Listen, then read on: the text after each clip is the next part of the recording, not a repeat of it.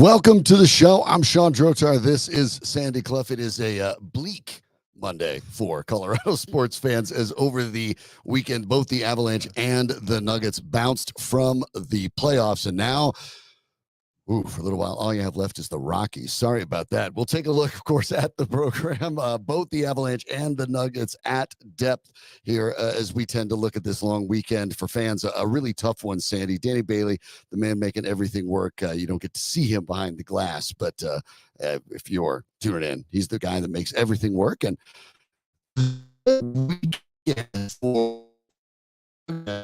with two teams that were legitimate contenders to win their respective titles.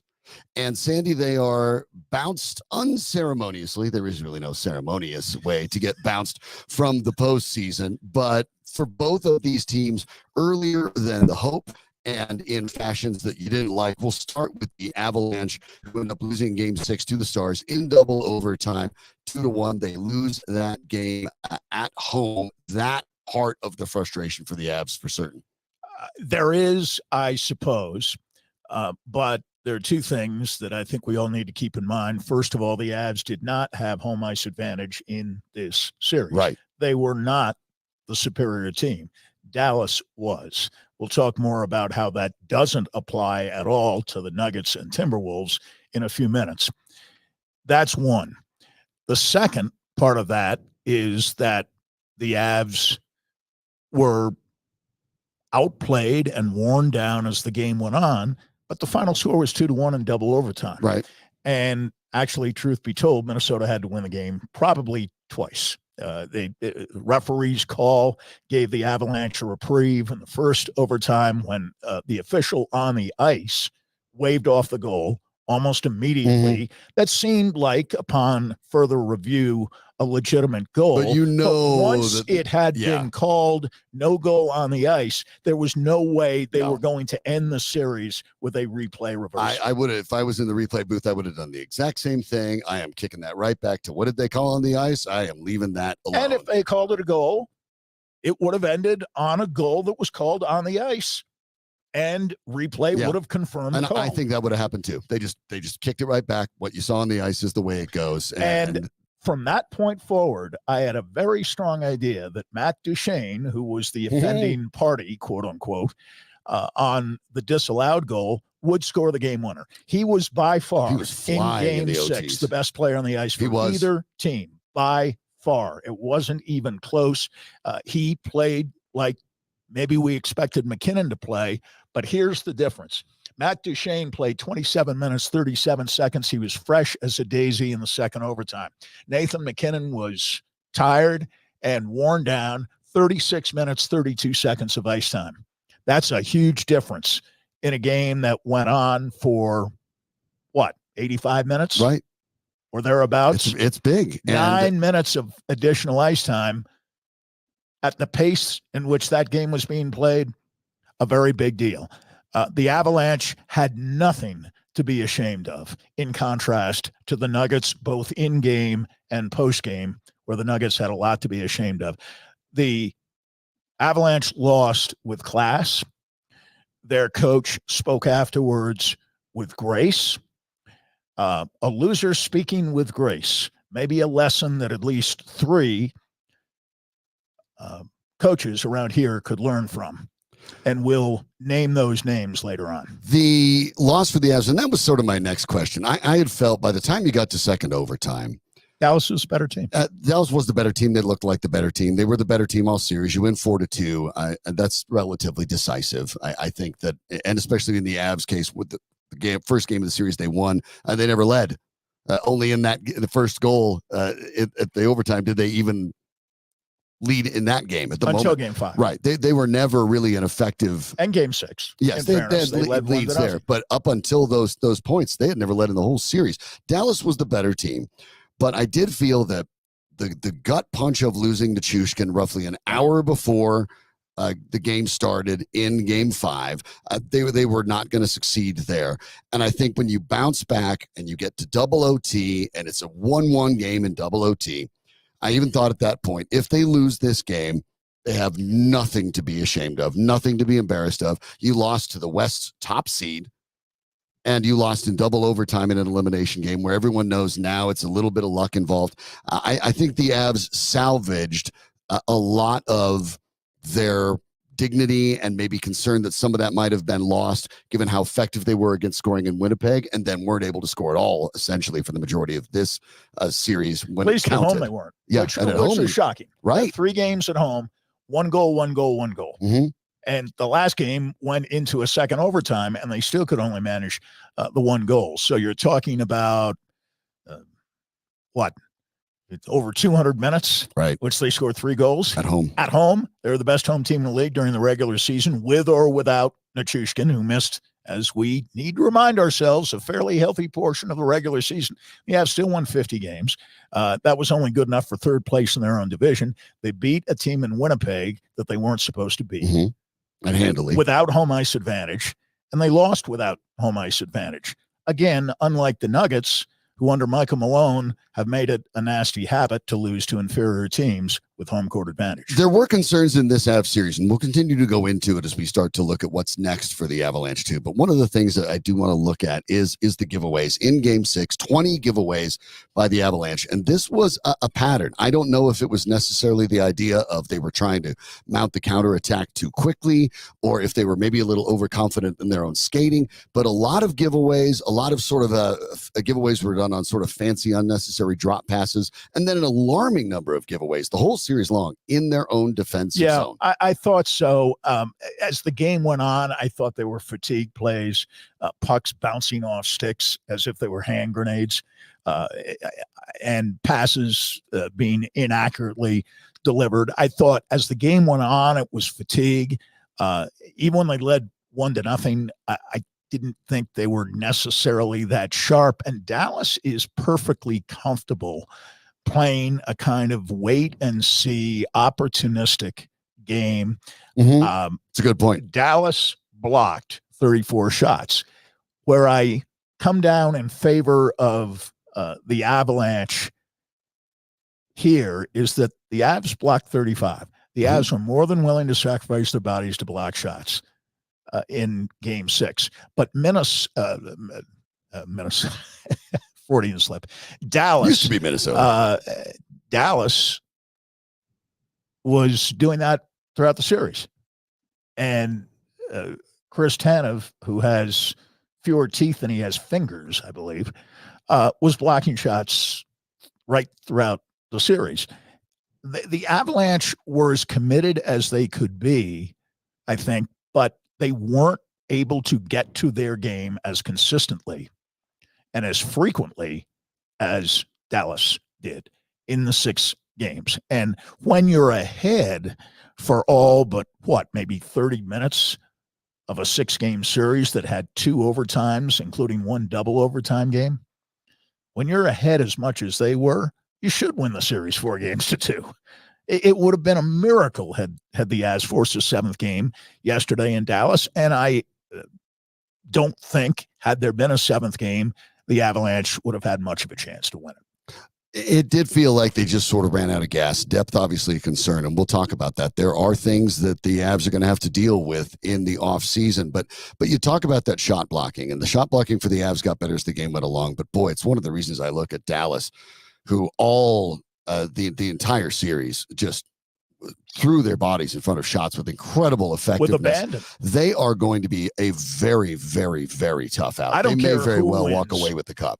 I don't care who wins between Vancouver and Edmonton. Dallas is the favorite in the West.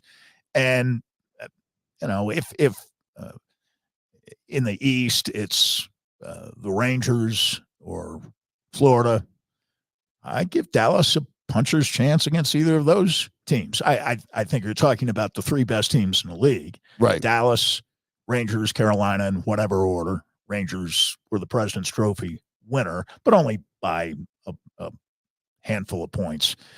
And I think there's a pretty clear line of demarcation that separates those top 3 from the rest of the playoff teams in 2024 in the NHL. It does feel like it. And of course, tonight you will get Game 7 of the other series. Avs fans, feel free if you're not feeling like it to miss it, but Oilers and Canucks do go tonight. And that will decide the setup for the Western Conference Finals, the Eastern Conference Final set between the Panthers and the Rangers, as you and I talked about actually throughout the majority of the season. I actually really like the Panthers to win the whole thing at about Christmas time. I just really love the way their team plays. I still feel about that way. I think they're a tremendous hockey team, and I think that they will beat. I think they'll beat the Rangers. No doubt. And I don't see any particular reason why they can't beat the Rangers. They won't have home ice, but I think as we go on and we get these stronger teams involved, home ice to me means less and less. Yeah, Florida's not afraid of playing in Madison Square Garden, and the battle of the goaltenders will be one to watch. Shesterkin for the Rangers and Bobrovsky for the Panthers, and I think in Jake Ottinger, you have a third great goaltender. Vancouver and Edmonton have goaltending issues. Yeah. And I would say the winner of that game tonight is clearly the underdog of the four remaining teams. Yeah, it's one of the reasons I think that Dallas is going to come out of the West for that exact purpose. I think that it's just a better team. And I think what we're seeing here is Dallas's depth. You talked about the lack of fatigue because they can continue to roll all those lines. Florida, to me, looks the same. And it's not that New York isn't deep. You don't win the President's Trophy unless you are. But now it feels like the deeper teams that can continue to make this deep run, now that depth really pays off for you. And we'll have to touch on that with the Avalanche as well. Great goaltending. Yeah. Tough to beat. Tough to beat in a 7-game series, that's for sure. And the home and road situation doesn't matter a heck of a lot. The Western Conference Finals will get going, obviously, on Friday. They'll get moving there when it's a Thursday, TBD in Dallas, depending on who wins tonight. But for the Avalanche, when you take a look at the way this season ended, especially given the challenges that they had with injuries, whether it was over the course of the year, whether it was with the player assistance program with not only Nichushkin, but Sam Girard, obviously very different paths taken out of that, but it makes the Avalanche's future an intriguing one. Even though there's a lot of promise, there are a lot of questions. One of the questions that we have about the Avalanche may have answered itself, and we'll get to him in a minute. But I want to remind you that if you are looking for a home in Colorado, you know that the Colorado home market's been crazy for years, but I know how to navigate it, and so will you. You talk to my friends Dave and Mark at Key Real Estate Group's Colorado Luxury Home Team. And when I say they're Colorado's luxury home team, that doesn't mean you have to be in the market for a luxury home.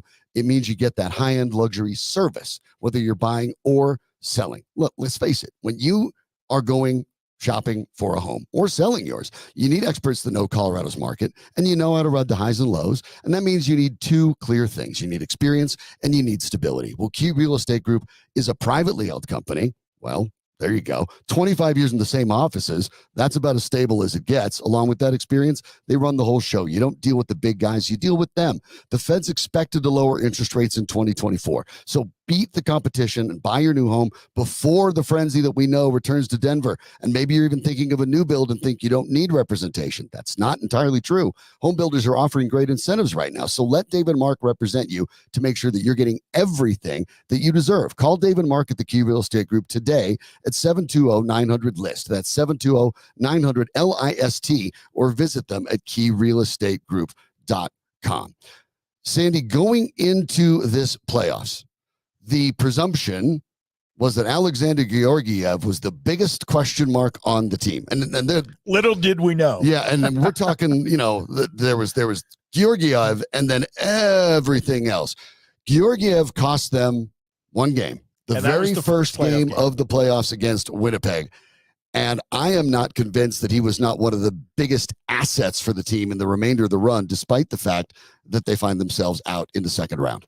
I think you have to go beyond the numbers, and the numbers were very close to what Georgiev did during an up and down, perhaps down more than up regular season. That was an all-star season. I thought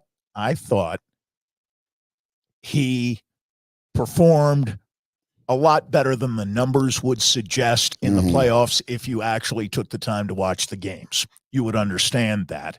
I think in the games won by the Avalanche in the series, he clearly outplayed Jake Ottinger. Ottinger is a much better road goaltender, at least this year in these playoffs, than he is a goaltender at home, strangely enough. And the goals against on the road actually went down the other night because in an 85-minute game, or thereabouts. He only gave up 1 goal. He had a 1.34 goals against going into the game. So the fact that Georgiev's numbers weren't as good as the road numbers for Ottinger and the overall numbers for Ottinger in the series is not a reflection of Georgiev's having been, I thought, one of the 2 or 3 best Avalanche performers in this year's Stanley Cup playoffs. And I don't think this series even goes 6 unless he was better. I really don't. They'd have lost game 5. Yeah, they absolutely would have. In game 6, by the way, this is with the loss. In 91 minutes and 42 seconds on ice, 38 saves, 36 shots. That's a .947 save percentage. He was great. The loss is not on Georgiev, in the overtime game, in fact, in which they won in game 1. Georgiev saved their bacon there too. Dallas came out in a flurry in game 1, and Georgiev made 3 or 4 saves that were absolutely going to be goals that Georgiev stopped. He appears to not be the problem for the Avs. Now, the question is, now at the age of 28, is he going to be the guy long term? And is that even an answer that you can commit to if you're the Avalanche, given the fact that how long does that really mean? We've seen ups and downs for Georgiev all year. Here's what you commit to. Georgiev is your number 1 goaltender going into next year. Justus Annunen is the clear number 2. And, I hate the phrase goaltender of the future as much as I hate the phrase quarterback. Especially when your current goaltender is 28. Projecting. And Annunen did turn out to be an adequate backup by the end of the season. Mm-hmm. The last 15, 20 games, he gave Georgiev the kind of rest that I think made Georgiev a better goaltender this year in the playoffs than he was last year in the playoffs when he played far more games. He was visibly and fatigued. Was clearly exhausted in the series against Seattle. And by the way, for people who seem to think that the Avalanche lost last year to a Seattle team that consisted of stumble bums, a brief reminder, that was a 100-point Seattle team last year. 100 points in the NHL over an 82-game season is exceptionally good. It is about 8 to 10 points above 500. The league average is not 82 points in 82 games. The league average, given the value of certain games being 3 points and certain games being worth only 2 points, the average NHL team has about 90, 92 points. Seattle had 100 points last year. All the Avalanche do, basically, in the playoffs is lose to teams who win more games than they do during the regular season, and that includes, by the way, Las Vegas in 2021. Las Vegas won more games that year than the Avalanche did, even though the Avalanche had more points and home ice advantage. I thought Las Vegas was a better team. They won more games. Winning is what it's about in major professional sports. And Georgiev finished the season with 38 wins, and I understand that's a product to a certain extent of your offense, but 38 wins is 38 wins. He went 38, 18-5. The goal shows durability. Not great at 3.02. The save percentage not great at 897, but we also know the durability was part of it. And he was asked, because for the majority of the season, up until the last quarter of it, the Avalanche were struggling to find a backup at all that could hold the fort, whether that was Prosvetov or Annunen. And now they seem to have found it. So I'm with you. I like that goaltending tandem. I don't think Alexander Georgiev is the next coming of Patrick Waugh. Don't get me wrong. But you can win with him. He is better than Darcy Kemper. And you won a cup with Darcy Kemper. So I'm not seeing any reason to go away from Georgiev, who does seem to be a bit of a confidence guy, a streaky guy, that when he's on a roll, he really gets going. Like a lot of goaltenders, kind of emotional in net. That's not necessarily a bad thing, but I thought he was stabilizing for the Avalanche during what was an otherwise really sort of maddening playoff run. What were the 2 things right around the trade deadline that we kept debating? Backup the 2 goaltender greatest needs, or a second line center. Right. Problems solved. Both of them. In both cases. That doesn't mean that what you suggested earlier isn't true, that there is a tremendous amount of uncertainty. Are you optimistic? Are you pessimistic? No, I'm uncertain. That's the best way to describe my attitude toward the Avalanche. But that uncertainty has little or nothing to do with Georgiev or Casey Middlestat, who at 25 years of age, I think will be a perfectly adequate second line center for many, many years to come.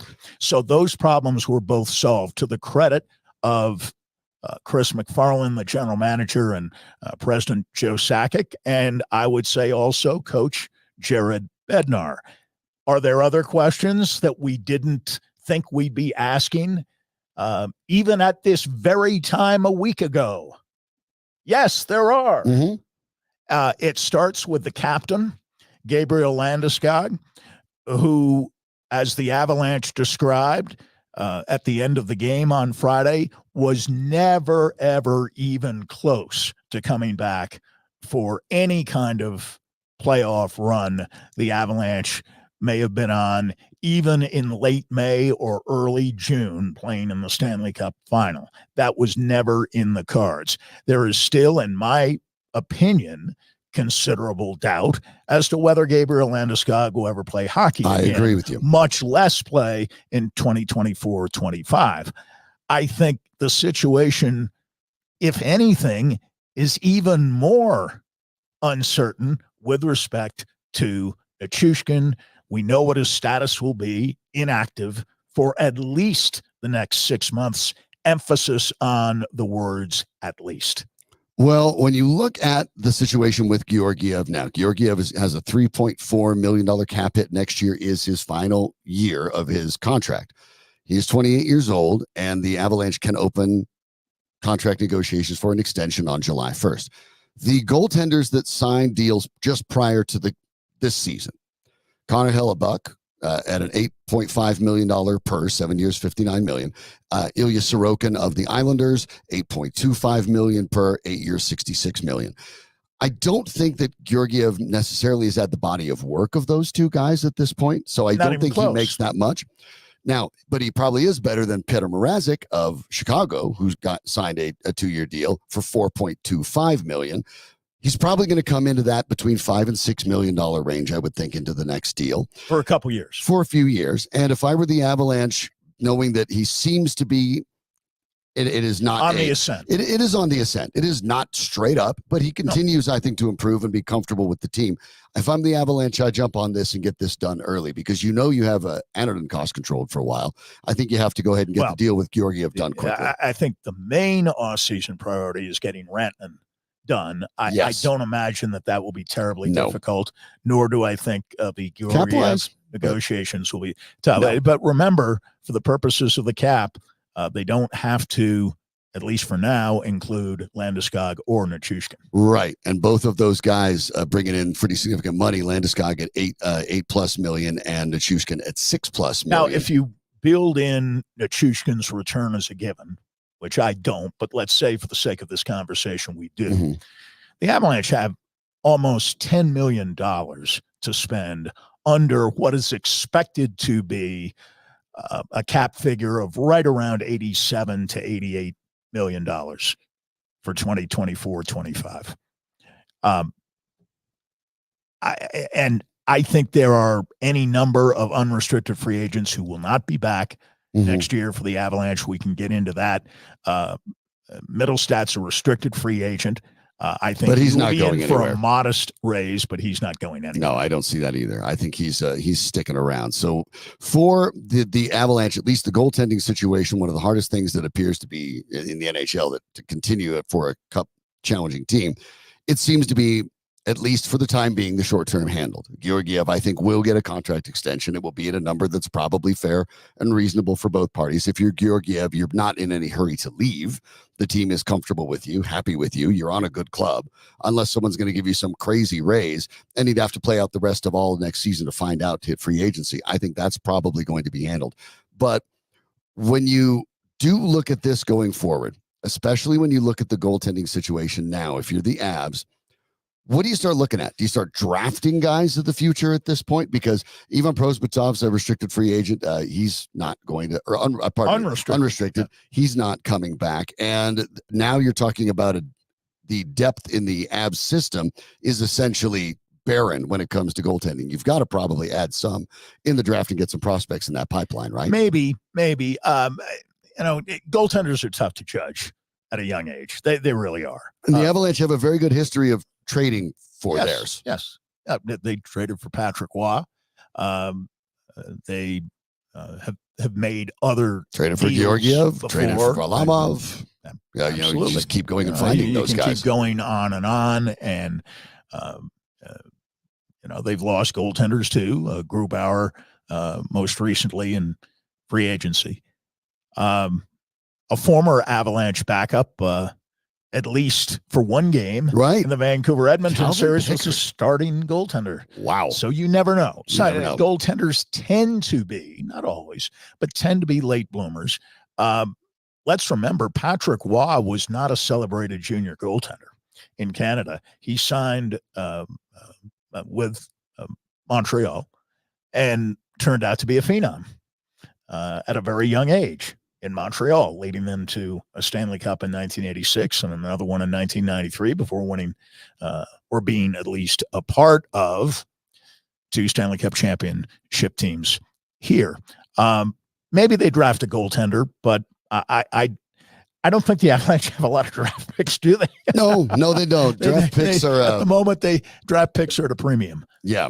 Things aren't great when you're talking about draft picks for the Avs. So we'll take a look in a minute of all of the things that the Avs have to look at in the offseason. There are a lot of free agents to deal with. That's the nature of a championship team, and you're adding bits and pieces. But I do want to remind you that, for the last 4 years, you've probably heard all the ads for online sports betting. You've probably seen the ads. You've probably been overwhelmed by the ads, television, radio, internet, all over the place. I get it. Some of them you can probably recite in your sleep. I can hear Aaron Paul from Breaking Bad constantly. He's on repeat in my head now, and he seems angry at me. So we're not trying to add one more to the pile, but this is probably easier for all of us. Mile High Sports has gathered all of the best sign-up bonuses and the offers and put them all on just one page on our website. We wanted to make it easy for everybody interested in betting to find the best possible options. So we research them all. We bring them all together in a way that makes it simple to know what's available, whether it's bonus bets, second chance bets, deposit matches, everything all in one place. Easy to find. Visit milehighsports.com today or download the free mobile app where you can get everything else Mile High Sports as well, and then click on Colorado Sports Betting. It's just that simple. Get all of the best bonuses and offers for signups all in one spot. milehighsports.com, then click Colorado Sports Betting. It's that simple. Just think of it as your bonus from your friends here at Mile High Sports. Now, it is said in sports when teams get eliminated, they start setting up tee times, right? Because it's that time of year. It's the spring, right? Don't have practice. You apparently acknowledging that the Avs would lose on Friday night and there would only be one game this weekend of consequence here in the Denver area, and that would be the Nuggets and the Timberwolves on Sunday night. You got out and played around on Saturday. I did. Not well, but it's time for the rest of you to get out and play golf. City of Denver has the perfect golf pass for you, whether you're just getting started or played for decades. The practice and play pass is for those new to the game to practice what they have learned and transition onto the golf course. If you've been playing for a while, try the Learn and Play Pass 2.0, as well as the Learn and Play Pass 1.0, which is geared toward adult beginners at 2.0. The program is designed to be flexible for intermediate players looking to improve and fine-tune their game. So with opportunities galore, 8 Denver golf courses, officially part of the City of Denver Golf. And that is the website, cityofdenvergolf.com. 8 unique courses, opportunities for all skill levels. Denver Golf is perfect for anyone. So come home to play Denver Golf, your neighborhood course. The Colorado Avalanche's situation, cap-wise, as Sandy put it, is not necessarily bad, but it is busy. There's a lot of work to do. We'll talk a little bit about the depth that the Avalanche have to deal with. We know that when you're talking about some of the challenges, it was really exposed when you're looking at those minutes per game played on ice for the Avalanche, that the Stars simply had more depth than the Avs, even though the Avs at the trade deadline did a very good job of shoring things up. But I'll go down in the basically monetary order of what they make right now, where you stand. Sean Walker, the defenseman that they added at the trade deadline, unrestricted free agent, he'll be 30 in the offseason, 2.6 million. Probably not coming back because I would guess Sam he's not Malinsky and coming Caleb back. Jones, we've seen them play. And you need to save that money for other spots. So Malinsky, Jones to me look ready. Some combination of the two. I think that's probably where you go. And keep a slight eye, as you pointed out, on Sean Barron's, perhaps. From DU, one of their draft picks as well, second round selection, and maybe things speed up. But I think the Avs, when they're looking at one defenseman spot to fill, I think you can let Walker go. So that's the first one. The big name, as you brought up, Casey Middlestat, the 1-for-1 trade for Bo and Byram. And Middlestat, 25 years old, making $2.5 million, but he's a restricted free agent. The Avs did not, before you worry about it, because he really looked good in the playoffs. It did not look like his first playoffs. The scene was too big for him. But the Avs made that trade, and we said it at the time, knowing full well he's a restricted free agent, knowing full well what the landscape was, knowing full well what the request was going to be. This is going to get done with the Avs and Middlestat, and I suspect it'll get done quickly. Casey Middlestat, by the way, played more than any Dallas forward, speaking to both his value and the lack of depth of the Avalanche, who are playing many of their forwards upwards of 28 and a half minutes. McKinnon played 36-32, Lehkonen 31-48, Drouin 29-31, Rantanen 35-05. You get the idea. No Dallas forward played as many as 30 minutes or even close to 30 minutes. Yes, the defenseman for Dallas got heavy minutes, but so did the Avalanche defenseman. The big difference in the game was that the Avalanche, by the time the second overtime began, were skating on fumes. Pavel Francouz's $2 million cap hit will roll off. Francouz's chosen to retire after the injuries for the last couple of years. Then a couple of later additions as well. Yakov Trenin and Brandon Duhaime, both unrestricted free agents. Trenin making $1.7 million this year at 27 years old. Duhaime 26, but will turn 27 shortly, 1.1. I like them both too. And I think if there's a number that makes sense, I think you bring them both back. I really liked them on the fourth line. I like them on the fourth line in the regular season, especially in the playoffs. They have some restricted free agents in their system that they don't have to worry about at this point. Jack Johnson, 37 years old, makes $916,000. At the right price, I'm not opposed. I thought that he wants to keep playing. I thought that he was pretty good all season, really good in the playoffs. I thought positioning was good. He really knows how to use that big body. I have no problem bringing Jack Johnson back. I have the distinct impression, given him leaving and then getting back here, that the only team he's going to play for is the Avs. It's the Avs or probably retirement. I wouldn't mind seeing Jack Johnson hope he's back. He's a truth teller in that locker room. And that has value too. Truth tellers are rare things in sports. Yes. Johnson with the notable quote coming after the issues with Valeri Nichushkin. And the night that nameplate was removed. Zach Parise's $833,000 falls off. Parise will turn 40 soon and has said he will retire. A couple other notable players there. Andrew Cogliano will turn 37 this summer. Makes $825,000. Whether he's going to continue. Yeah, and if Cogliano does want to play, I presume the Avs would be happy to find a place for him. But it's again, that's up to him. The other one that I think is interesting, I think we both know what we feel about them, but we talked about Caleb Jones being ready. He is an unrestricted free agent because he's been playing in the league. So makes $775,000, as does Joel Kiviranta. For the depth and maybe even a starter, I'm okay with the Avs throwing a spot open to Caleb Jones and Sam Malinsky and saying, your seventh defenseman. I would retain Caleb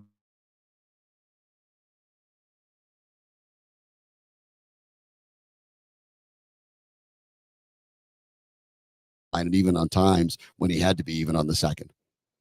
Yeah, I'm not crazy about him as a top six. No, I don't think he should be there. All. But He's in a pinch, I thought he was fine. Forward, but I think as a utility guy, nice guy to have around at right around $1 million a year, but not much more than that. And if he can get more than that as an unrestricted free agent, God bless him.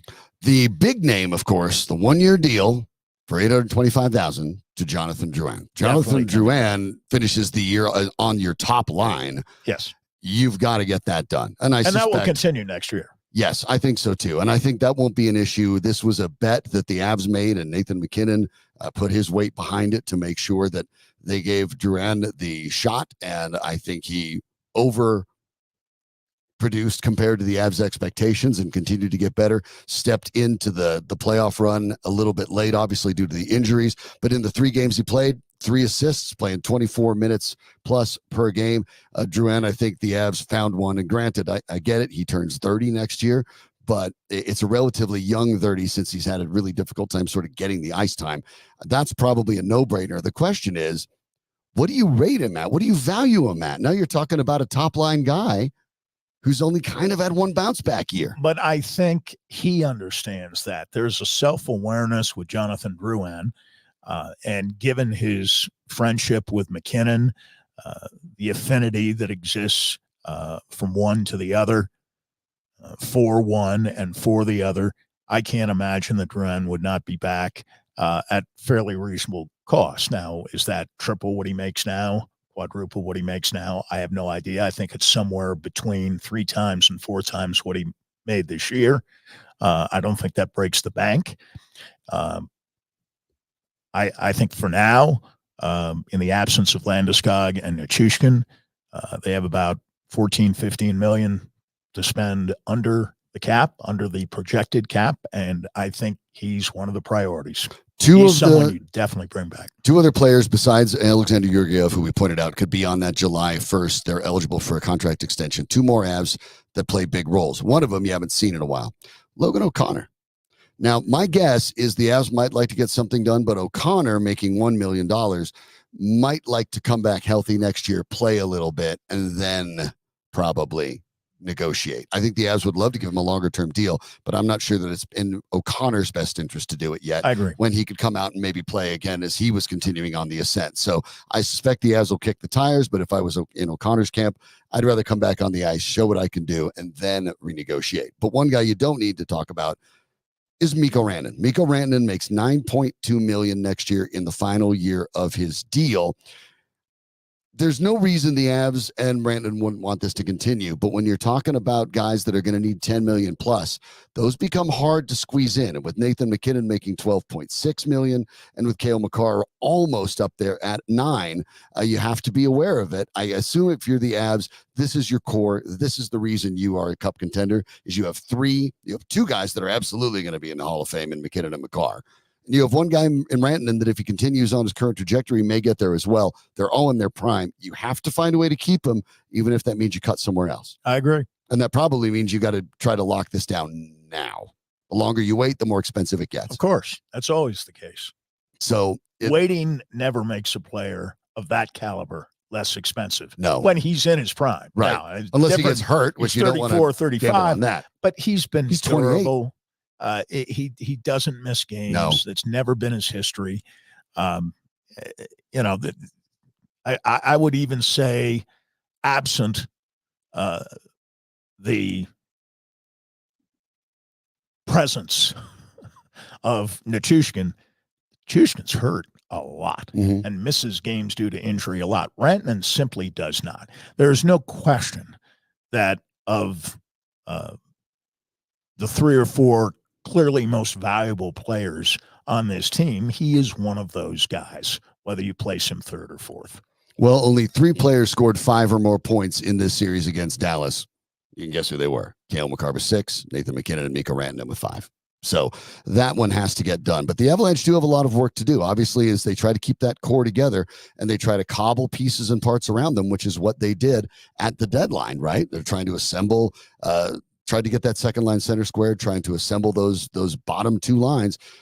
You're going to have to deal with the fact that Coglianos of the world are free agents. Maybe almost every year they're on 1-year deals. You have to kind of keep building this over and over again. So for Chris MacFarland and Joe Sakic, it's not an impossible task, but it is a challenging task and will continue to get more and more so as you have to slide sort of 1-year guys here up and down the lineup, and especially when, even if they're small raises, but you want to bring back a Duhaime or a Kiviranta or a Trenin. They're not going to make less. They have to make at least a little more, and that gets you up into cap challenges. Does, but not by much. I don't see this offseason in those terms as being nearly as much of a challenge as determining exactly on whom you're going to count next year. And is Landeskog one of those guys? I think the decision on Nichushkin, myself, this is just an opinion, and label it clearly as opinion. I believe that decision has already been made, and he will never again play for the Avalanche. If he plays in the National Hockey League ever again, it will be somewhere else. I suspect you're right, though the maneuvering for how that has to happen will take place over the next month and maybe a year. It will take a while for that to all work itself out. Take a while, and don't expect the NHL to reinstate him on November 15th, 2024. The Avalanche do have, as we talked about there with Nichushkin and Landeskog, about $15 million in cap hit per year on that long-term IR. Now, that's manageable because we've watched Vegas and Tampa Bay do it in the last couple of years. We'll find out. Obviously, these two guys, they're both of them, quite frankly, for very different reasons. Their NHL careers in jeopardy. We'll have to find out as the offseason progresses for the Avs. The offseason hit for the Denver Nuggets a little bit faster than expected, too. We'll touch on them in just a moment. But Sandy, you have a message from our friends at Zaner Hardin. Absolutely. You plan for things, right? You plan for things financially. You plan for retirement, what you're going to do.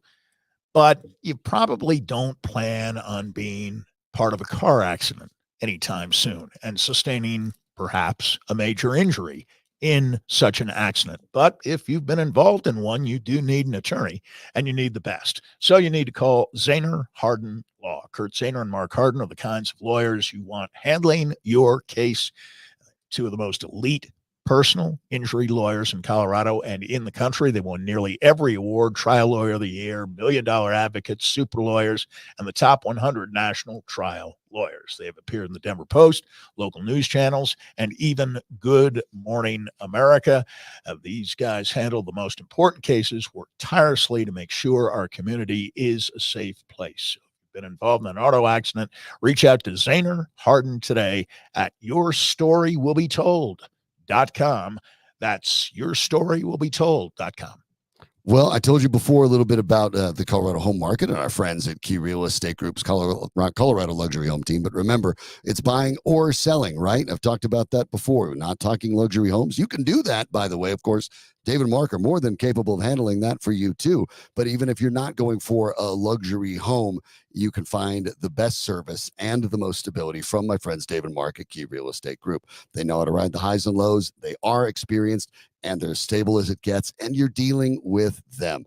That's extremely valuable. So when you're looking at this Colorado home market, which gets crazier and crazier every year as prices continue to skyrocket, make sure you give them a call. David and Mark at the Key Real Estate Group's Colorado Luxury Home Team, or you can find them at the KeyRealEstateGroup.com website.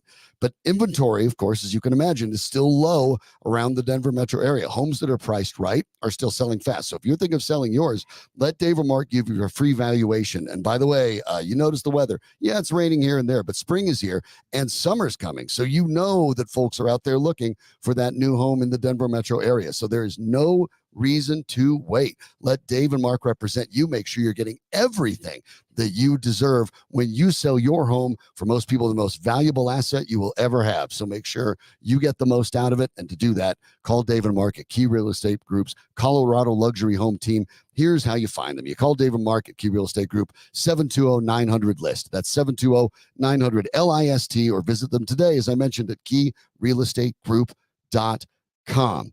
The Denver Nuggets title defense is over. I don't know if anyone's checked on Nikola Jokic, if he's back in Serbia already, but I would imagine he was looking at flights pretty quick, because that was a frustrating way to end the season. The Nuggets end up collapsing in a slow motion picture. Here's the way I would say, if let's say you're more of a Broncos fan and you were catching up on the Nuggets because they won last year and you're paying more attention.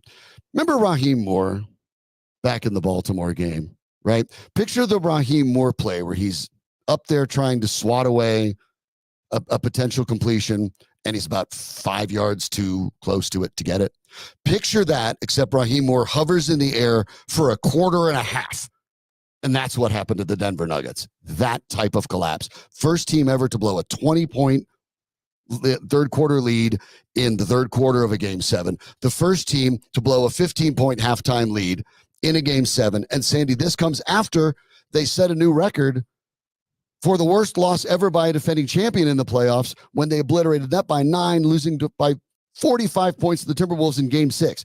This was a wreck, and the Nuggets finally and completely ran out of gas. And their coach, who seemed oblivious to that notion during the course of the game and spoke very little about his role in the loss after the game, reverted to some old and unfortunately familiar patterns. But on the floor, the Nuggets didn't get anything from anyone but Jokic and Murray. That's offensively. They combined for 69 of the Nuggets' 90 points. Porter Jr. with 7, Caldwell Pope with 5, Christian Brown with 5 off the bench, and Aaron Gordon with 4. The numbers were horrific. Porter Jr. 3 for 12, including 1 for 6. Caldwell Pope 2 for 7, 1 for 4 from 3. Jokic went 0 for 8 from 3 until he hit his last 2 to finish 2 for 10. But even he went 13 for 28. We talked about this early in the series, and I feel like maybe I jinxed him or something, but we talked about scoring efficiency earlier in the series. And the problem is it took Nikola Jokic 28 shots to get to 34 points, and it took Jamal Murray 27 to get to 35. And as a result, this team shot 41% from the field, 24% from 2. It was a Nuggets team that just looked tired. And it then begs the question a little bit, and we'll look at it as we go along in the program, but how much of this has to do with the coach, as you pointed out, and how much of this has to do with the roster? Look, there weren't a lot of options to go to. Peyton Watson ends up being just completely disappeared. Now, that's a Malone thing. That's a Malone thing because he was part of the rotation against the during Lakers the regular season and in the previous series, and for some reason was an unexpected removal from the playoffs. And that still does makes no sense to me. I don't understand it. I don't understand how such an energetic player who's so good defensively that somehow couldn't help you fell out of favor in a series in which the Nuggets in each of their 4 losses failed to reach 100 points and only came close, one time? Minnesota. To getting to 100? Yeah, well, game 1, 99 points. Game 2, 80. Game 3, 117 in the win, 115 in the game 4 win. Those are wins. But, yeah, in the game 5 win, 112. But in losses, yeah, they only came within 10 points even one time. So they weren't getting scoring when Watson was riding the bench. Maybe at least he's going to dunk in transition or something. Well, I'm not. This is a complete failure to me on the part of the head coach. In Watson's case, I know that Calvin Booth drafted him. I know Michael Malone was skeptical. He was skeptical about Christian Brown, too. Those turned out to be good draft picks. And I heard the TNT guys after the game last night talking about how much the Nuggets missed Bruce Brown, and they did, and Jeff Green. Jeff Green hardly played in the NBA Finals last year. Right. He was barely in the rotation. By the end of the series, he was basically not playing at all for Denver. Peyton Watson was the replacement for Jeff Green. Green's a better three-point shooter, but Watson is a much younger, stronger defender.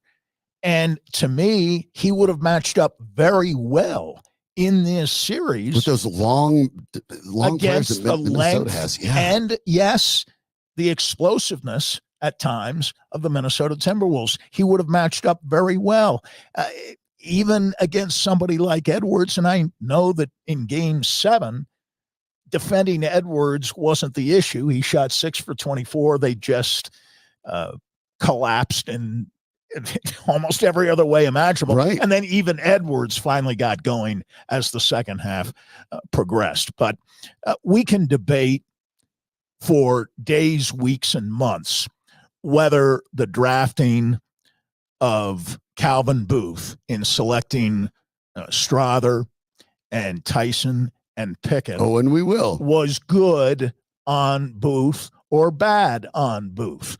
Did Malone make the right choice in not playing any of them really at all after Strother got hurt early in the season? Yeah, and then couldn't work his way back into the rotation. Were they possible, as was the case last year with Christian Brown, particularly by the end of the playoffs, playing a lot more than he had during the season?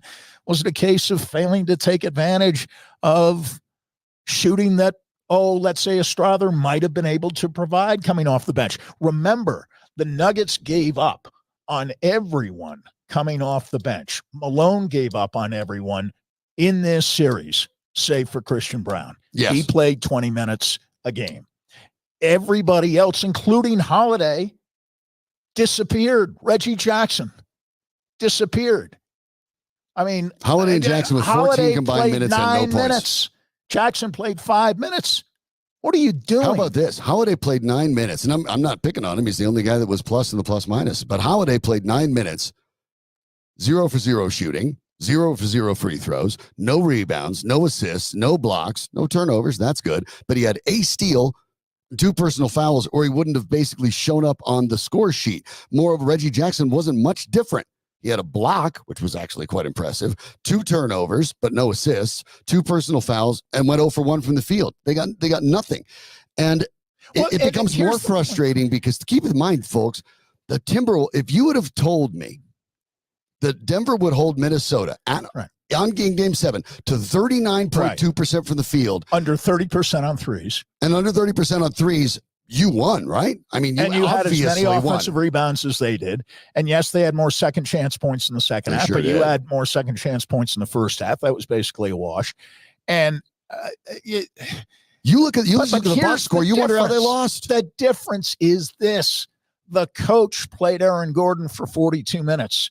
He played Nikola Jokic for all but a minute, 24 seconds of the game. And that was the break was in the second quarter. That computes out to 47 minutes. When he came back in the second quarter, he never left the game again. Murray played 43 minutes. KCP played 40 minutes. How many guys on Minnesota played more than 40 minutes?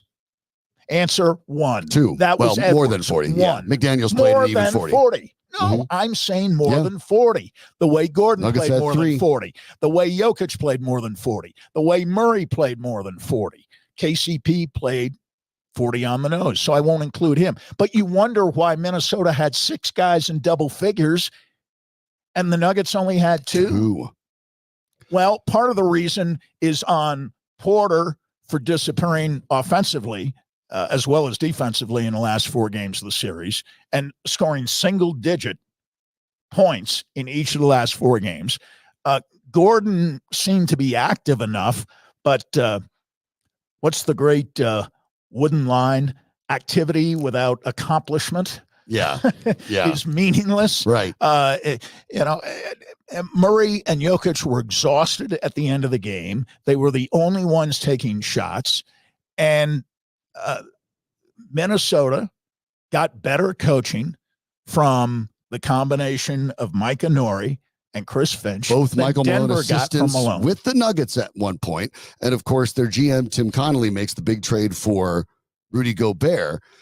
And when you look at Connolly, Finch, and Norrie, and also maybe make a note that Monte Morris joined the team too, this team was designed to get past the Denver Nuggets, something that after the game, Nikola Jokic was more than happy to explain.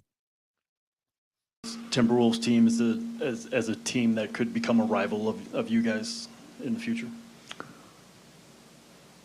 I mean, yes. I mean, I think they're built to beat us in someone. I mean, we'll get just that look for at you in a moment there. But Jokic was pretty clear when he was talking specifically about the defensive players in the idea that this team essentially was designed to beat them, to get past them. And he didn't say it in the kind of tone that Malone and especially Murray did after the game. He said it in a very matter-of-fact way.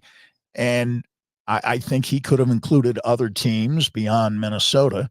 When you're the champion, yes, everybody else, especially in your conference, is going to go about the business of trying to beat you and adjusting their personnel and making that's their personnel job. choices accordingly. And it's not dirty pool. No. It's not something that only afflicted the Nuggets as champions this year, as Murray would have you believe. Christian Brown's comments, I forgive. We were the better team and we should have won. Well, you're not the better team. You're not the better team. You had home court advantage. You had the 7th game at home. You had 4 games at home. You won 3.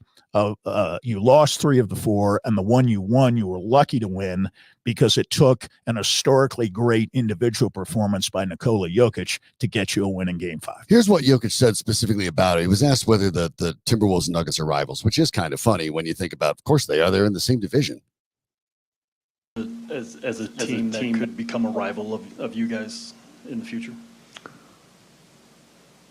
Yes. I think they're built to beat us in some way. Just look at their roster. They have basically 2 All-Stars, 2 probably first defensive players in the year. Mike Conley, who is the most underrated player in the NBA, probably. I love the guy. He's so good, and he always makes the right. Even he didn't shoot that well this was the name. Series this game, in one moment he was the leading rebounder in the game for them. So, it's and from the bench they have a 6th player of the year.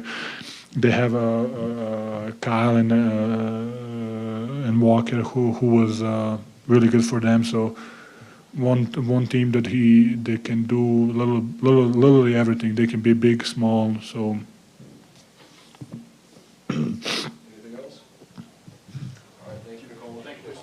Mike Conley, by the way, in the 39 minutes he played, 8 rebounds. At 36 years old. Oh, and by the way, at 6 feet tall.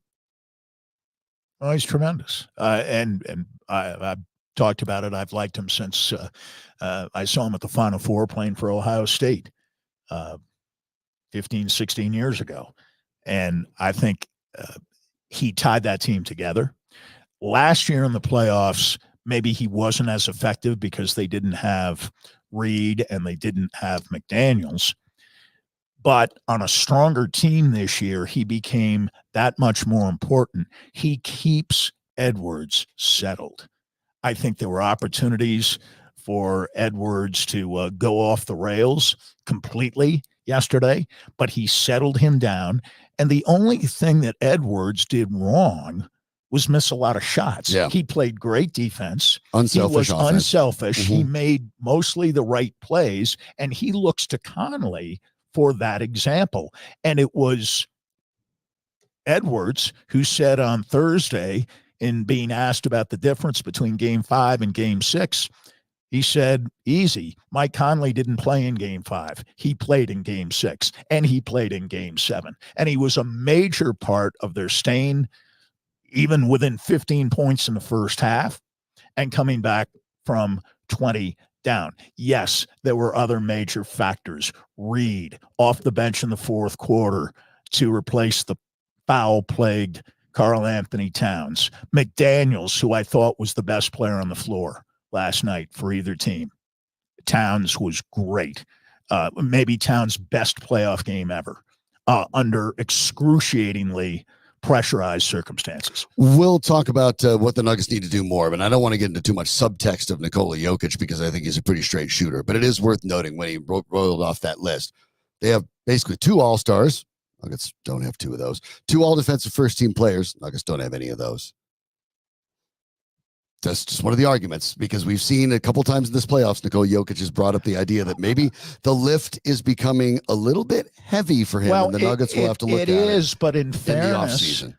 One of their best defensive players was glued to the bench throughout in the Peyton latter Watson. portion of the series. And that is on Michael Malone, and we'll get to him in a moment. But Sandy, you have a message for us. Absolutely. And I'm sure you've heard these signature ads for years, and by now you probably know that locally owned and operated GB Fish and Chips has the best drinks, meat pies, and fish and chips this side of the pond. But did you know GB Fish and Chips caters? With graduation, summer block party season around the corner, give your friends and family a unique fry on-site experience. And the best part of catering, you actually get to enjoy the party while GB Fish and Chips does all the work. Stop by any of their 4 locations across the metro area or visit gbfishandchips.com and bring authentic fish and chips to your next gathering. That's gbfishandchips.com. I'm only mildly disappointed you didn't try the accent.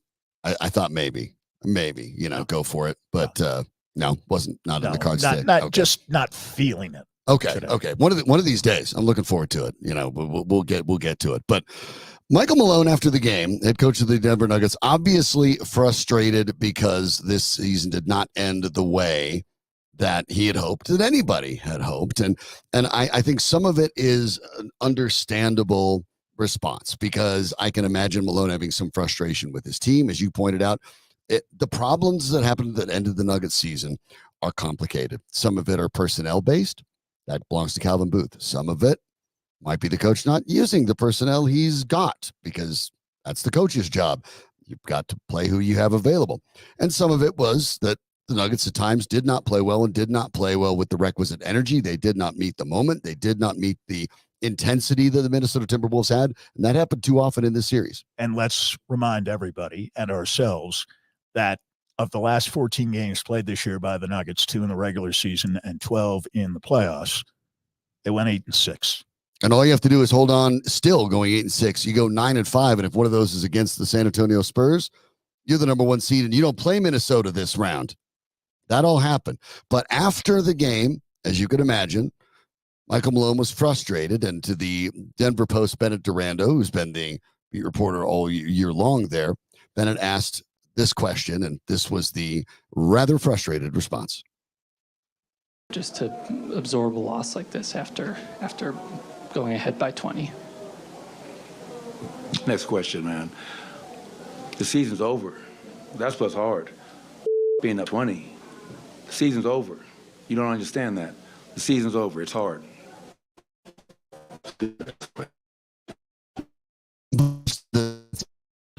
Frustrating things, but and I'll be honest, I get it. You can talk about the coarsening of society and all that as much as you want. I do get it, and I understand that it would be better if the coach decided not to drop an F-bomb in his post-game press conference. Well, he also cursed out the reporter. But that kind of bothers me. And stupid ass questions. Right, and that's what he said after that. He said that was basically mumbled under his breath, but right in front of the mic, perfectly audibly, and it was meant to be audible. It was meant to be insulting. It was meant to be demeaning to someone he knows. This isn't someone who shows up just for the playoffs and maybe 1 or 2 other times all year. And that's always the coaches and players' response. That, remember Clint Hurdle and the Rockies? He wrote the lead.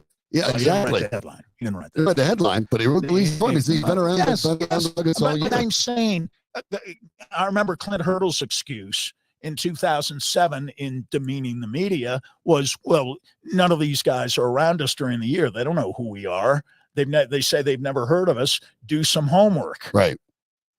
But Malone has the gall to go after a beat guy who's there all the time, who works just as hard at his job as Michael Malone works at his, and for at least yesterday was a lot better at his job than Michael Malone was doing his. And there was never, not even once, save for a passing reference, any responsibility that Michael Malone took.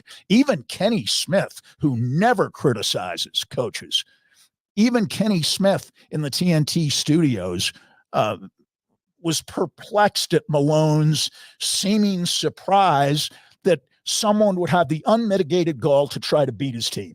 How dare they, for the man who cried last year at the parade, dynasty, dynasty, dynasty. We're running this spit back.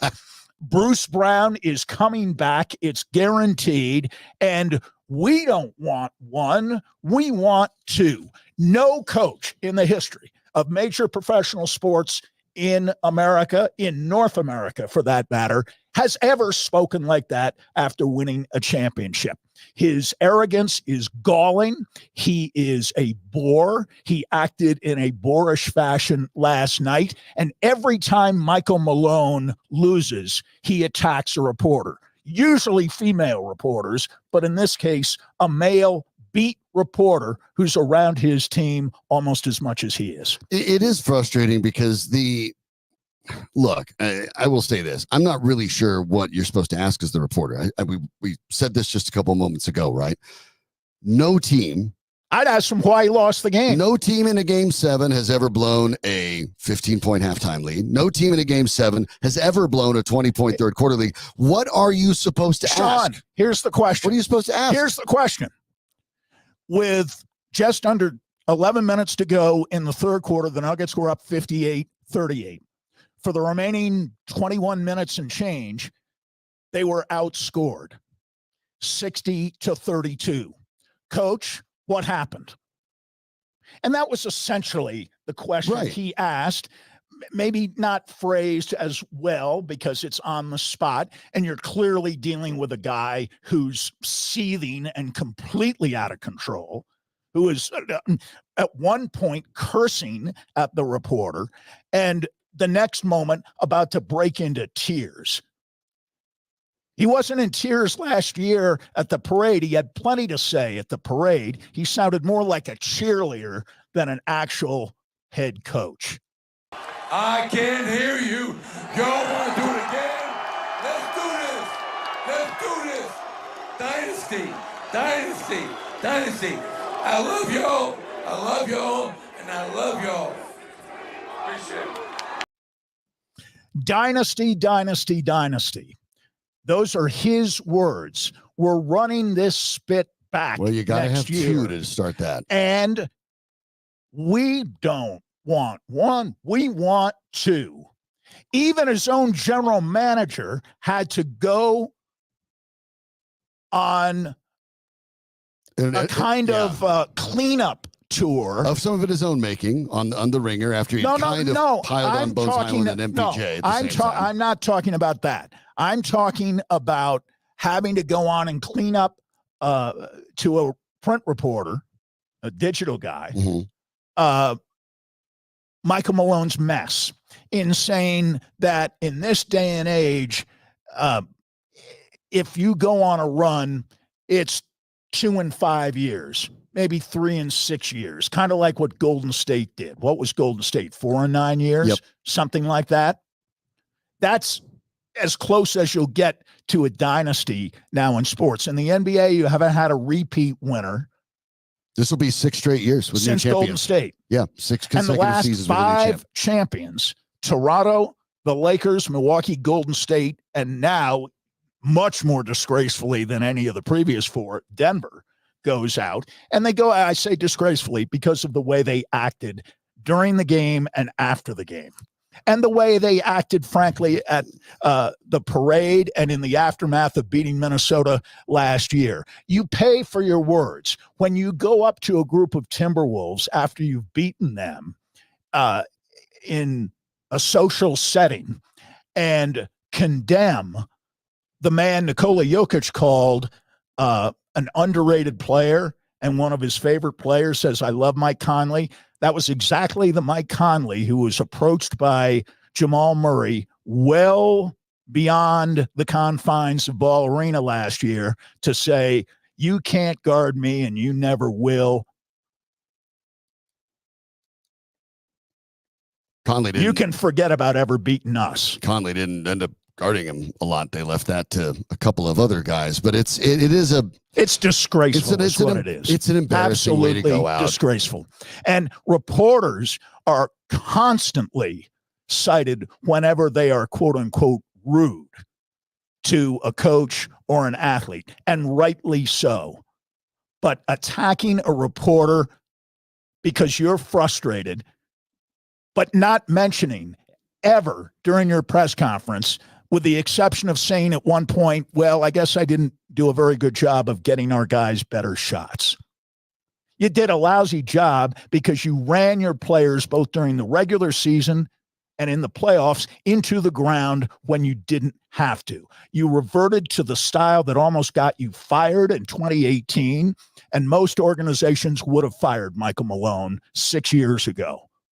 Everybody talks about how Bednar miraculously survived his first year. The Avalanche were never close to firing Jared Bednar. The Nuggets were very, very, very close to firing Michael Malone 6 years ago. And if Michael Malone hadn't won that title last year, he probably would have been fired. And by the way, yes, the Nuggets were the best team, even a great team at times last year and this year. They were 4-2 in the regular season against the Minnesota Timberwolves and the Boston Celtics, who are the two best remaining teams in the NBA playoffs. But it is a fact that the Nuggets, under Michael Malone, have never beaten a team in the playoffs that won more than 48 regular season games. And that was the San Antonio Spurs in 2019. Okay. I mean, on the same situation. So I'm sorry he's not Red Auerbach. No, of course Much not. as he thinks he is. But this is a coach that won a championship last year. I get the frustration. I think and then bragged about it wasn't a good more. move last night. It wasn't. And it wasn't a great look at the party. Obviously, look, he was. Jared Bednar didn't do that. Jared Bednar, from what I'm reading, is getting blasted all weekend. But Michael Malone's a basketball coach, and nobody around here knows a hockey puck from a beach ball. It's and a small they frisbee think they thing. know basketball. They think they know basketball. They don't, but they think they do, especially the professional cheerleaders in town, and they know who they are. They know who they are. And just because the Denver Post's Bennett Durando isn't a lapdog for Michael Malone, Malone curses him out. It is disgraceful. It's a bad way to go out. It's a bad look. And now for multiple years, the champion's been bounced in the second round. The Nuggets certainly had a chance to get out of it, but they simply ran out of gas. And dealing with what is left is going to be complicated. I mean, this is obviously going to be a challenging situation for the Nuggets to get out of. And it does involve the dynamics between their GM and their head coach, because players have to be added. And there are a bunch of challenges financially that the Nuggets will absolutely have to deal with sooner rather than later. And the idea, of course, is that we've talked for years about, eventually you'll probably have to choose between Michael Porter Jr. or Aaron Gordon and things like that. The financial challenges for the Nuggets are coming again next year, no matter what they do. That's one of the problems. The idea, fans look at this and say, the window's wide open, right? It's still wide open. The window started a few years ago, actually about in the bubble during the pandemic. And it is not his fault in the slightest. But Jamal Murray's injury history is starting to get lengthy.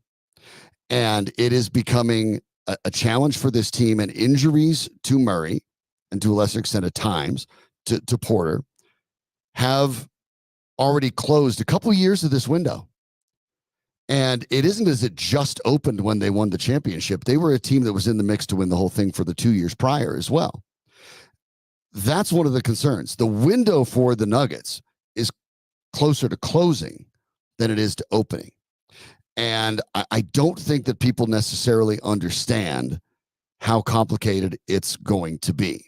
But the confidence has obviously been punctured. The overconfidence, if the Nuggets were high on their own fumes a little bit, certainly has gone away, because there is no way to spin this. And I get that Malone last night wanted to, instead of asking one of the hard questions about the fact that your team was up 20 and blew it, wanted to immediately spin it to, well, you should be concerned about our emotions because the season is over. I'm like, well, okay, that's fine. But, we fans also would like to know how you. But Michael Malone always has excuses, always has scapegoats, always has lapdogs willing to accept unacceptable behavior on his part.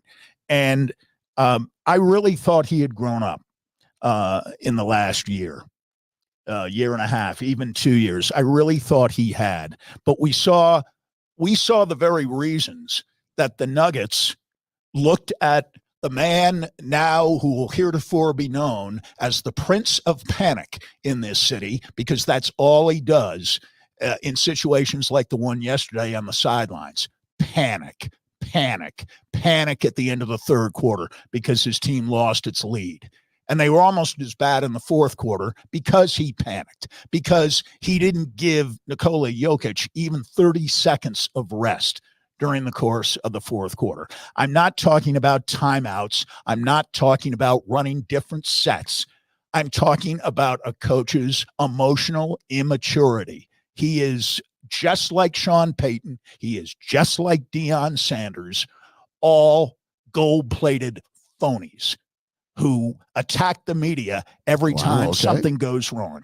That's always their go-to move. Why can't we have more coaches like Tad Boyle at the University of Colorado, David Carl at DU, a championship coach? You want to talk about dynasties, Michael Malone? DU hockey has a dynasty. They've won 3 championships in the last 8 years, beating much bigger schools with much bigger budgets year in and year out. That's a dynasty. You're a dynasty of one. Although for the Nuggets, it's still to a certain extent hard to believe they got there. But it is funny, I think, for fans who looked at it. I don't understand that, though. Yeah? When people say that. You have the best player in the world for the last 5 years. Yeah. Best player in the world. Sure.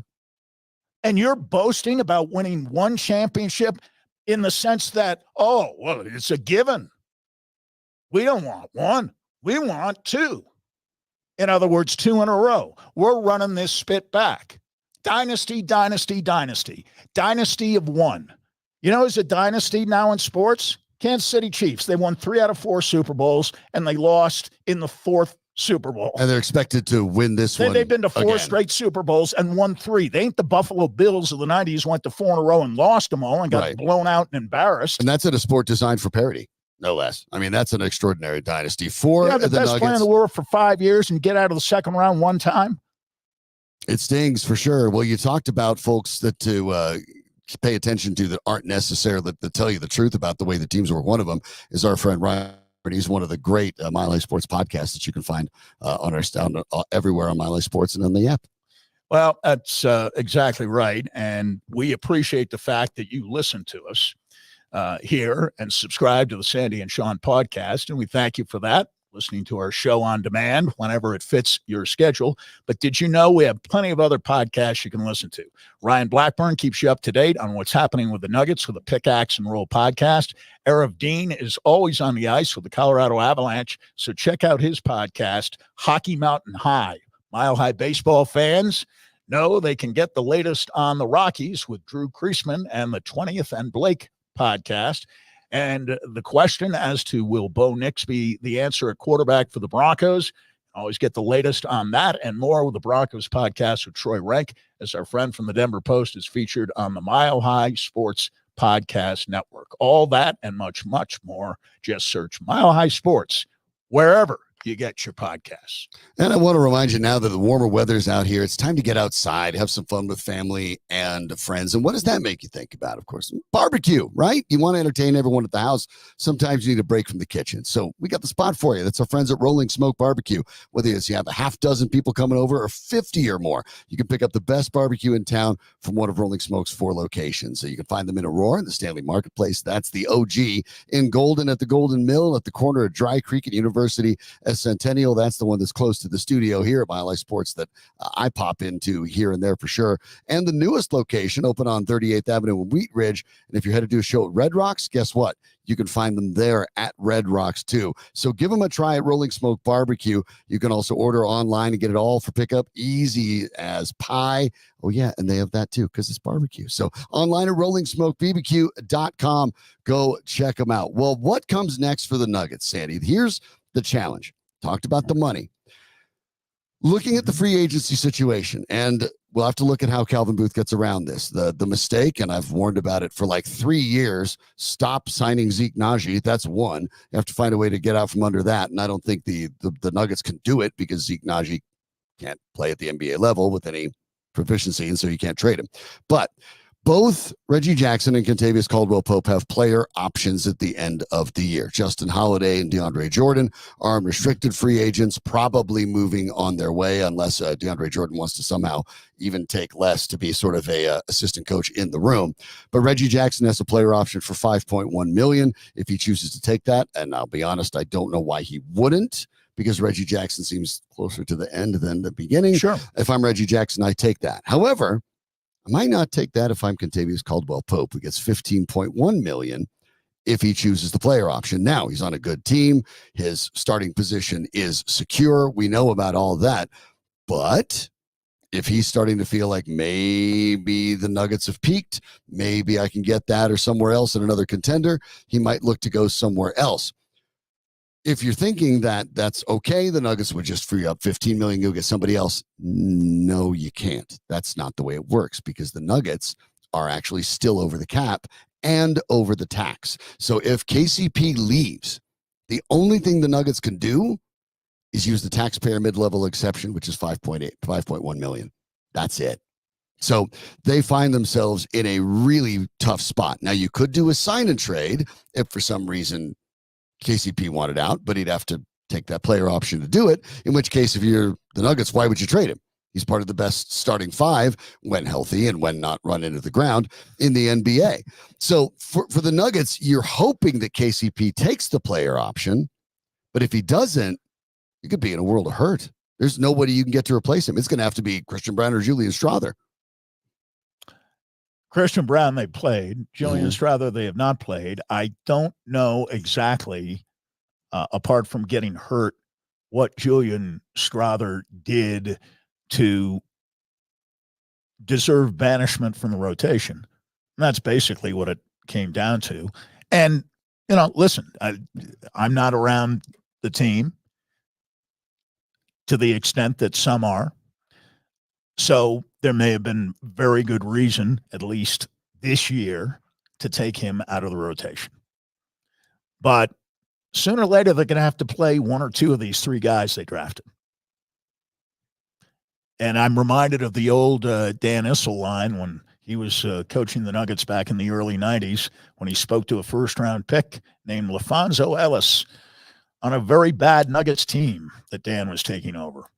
And he said to LaFonso Ellis, you're going to play 35 minutes a night, whether you're real good or real bad. It'll be a lot better for both of us if you're real good. And that's going to be the risk. I think that's going to be the deal with Strawther and or Pickett and or Tyson. You're going to play maybe not 35 minutes a night, but you're going to play minutes, whether you're real good or real bad, and it'll be a lot better for all of us if you're real good in that role. And that, to me, is the next question, because now when you take a look at Michael Malone, right? Malone is going to have to play what he's got. There isn't going to be an all-star coming in this year. It won't happen. There's no way to make it happen. Even if there's an all-star out there willing to take a pay cut to join this team, they have to take a pay cut down to $5 million. DeAndre Jordan gets 3.4 to not play.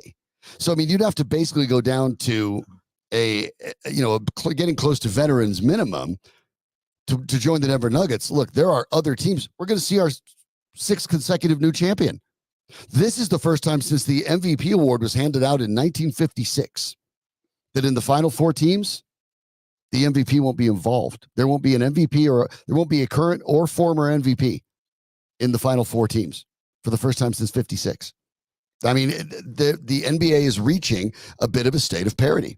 And so the idea that the Nuggets are right there, they'll get a bunch of guys who want to jump on. Maybe they would and maybe they won't, but they don't have the money because the CBA is essentially, the funny thing is, it's working. And for the majority of Denver Nuggets history, this is what they hoped would happen so they could compete with the big guys. The problem is when it kicks in, now you're one of the big guys. Now, when you're a champion, I don't care what market you're operating out of, whether it's Milwaukee or Denver or Toronto, which is actually a fairly large market, but its basketball team has probably had more than its share of misfortune down through the years, so they did win the one title.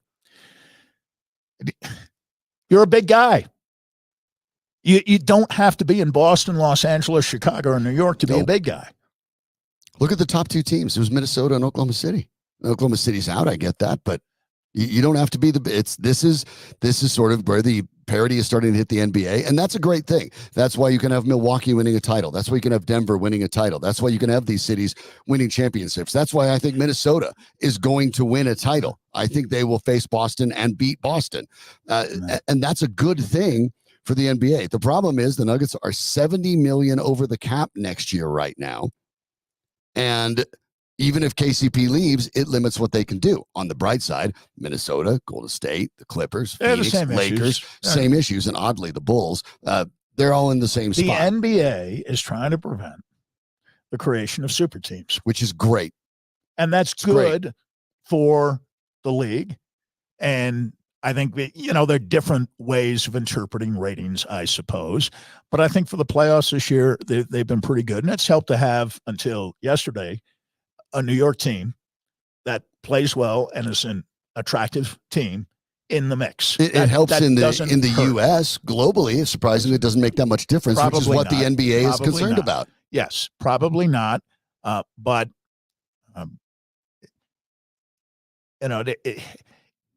you have the specter of Anthony Edwards looming as the next face of the NBA. Yeah, he's not going anywhere. Probably as soon as next year, a legitimate MVP candidate. Next year, by the way, the Minnesota Timberwolves already on their cap, the most expensive team in the NBA, number one. And they also have an ownership dispute. As they're both sitting in seats looking at each other. Right. Fortunately, doesn't seem to be affecting players on the court. It does not. A rough weekend for Denver sports. Obviously, the Avs and the Nuggets dispatched. Their seasons are over, and many, many questions, maybe even more questions surrounding the Nuggets that they are the Avalanche, given their viability as a contender. Some very challenging off seasons, and we'll cover it the entire time as we go along for sure. As it stands, you got the Rockies and, Broncos training camps. I don't know, about a month and a half or so. Ish. So I guess there's that. They're not contenders. But Rockies are back on a losing streak again. Well, yeah, I know the winning streak came and went already, but we'll work on that. Didn't they get swept? It as it comes, right? But a long weekend for Denver and a long off season for the Avs and the Nuggets. Thank you so much for tuning in. Thanks to Danny Bailey making all of this work. Thanks to you for catching the program. Any of the many, many ways you did it, we greatly appreciate it. We'll be back at it tomorrow. For Sandy Clough, I'm Shawn Drotar, and this is Mile High Sports.